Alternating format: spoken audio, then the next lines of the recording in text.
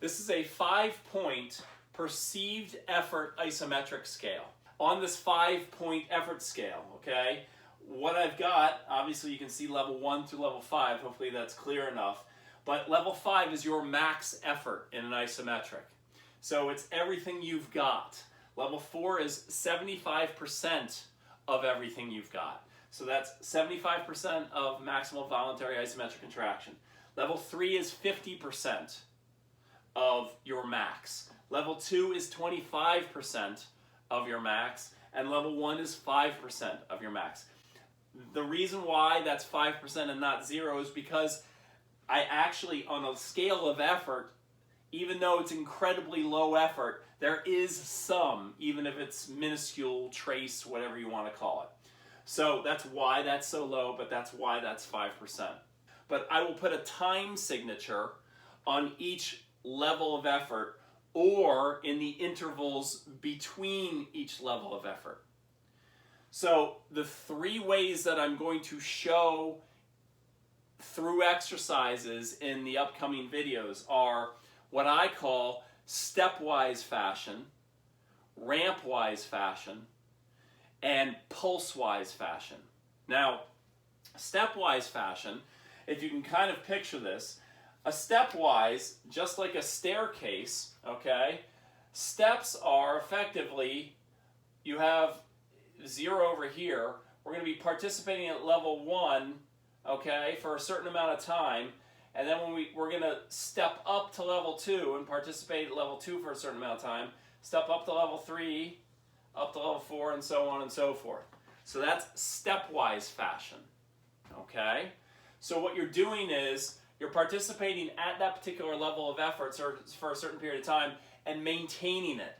The idea is to sustain the contraction at that level of effort for whatever period of time we put on that, okay? The next thing that I mentioned was rampwise. Rampwise is starting at a particular level of effort, okay, and then if we have a time signature on the interval, then what you're doing is you're ramping up to the next level through that period of time. So a ramp is something like that, okay? So it's something like that. So that would be called rampwise, where you're steadily building. Your contraction isn't going up and then maintaining, and then up and then maintaining at every level. Now, what you're doing is you're building up in levels across the span of time. And then the last one was pulse-wise.